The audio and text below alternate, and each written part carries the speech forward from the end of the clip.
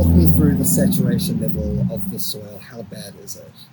Well, the water table, if you want to call it that, is basically at the ground surface at the moment. So there's no capacity for any water to absorb into the soil. Essentially, any rain that's coming is just washing off. Any rain that any is going into any weak area of weakness, and is actually basically causing landslides to occur pretty much everywhere. So we're having a lot of landslides in the city affecting dwellings, or potentially affecting dwellings, and a lot also affecting our road network. Gosh, yeah. I was wondering if you could talk to me a little bit more about the scale of this. You said it pretty much everywhere.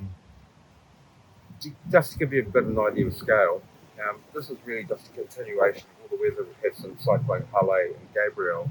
And for the catchment behind us here, the Waimata, in Gabriel, we've had over 13,000 landslides occur in that catchment then, but the ground hasn't dried out since, so we were expecting to see a lot more landslides within that catchment. How would you describe the soil to someone who doesn't live here, who's looking at these hills? I mean, what is the consistency?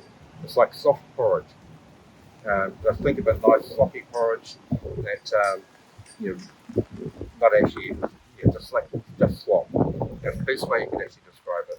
And so some of the landslides we've been looking at today, it's just like a little wee slurry of stuff flying down the hill, and then with the more solid stuff following behind.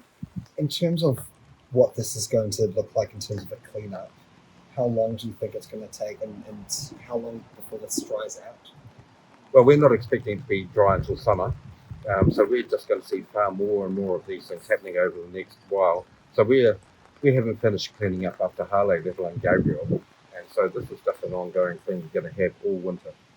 I think that those were all the questions I wanted to ask you. Was there anything else you wanted to add, or you feel like maybe we missed out, or people should know about this that we haven't touched on? Well, the key thing is, as a message we try to get out to people, is to be self-aware of what's actually happening.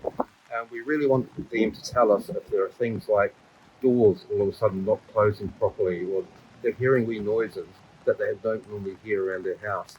Things like that can be a precursor for instability happening around their dwelling. So those are really critical things that we need to know about so that we can actually go and then assess that property. Thank you so much.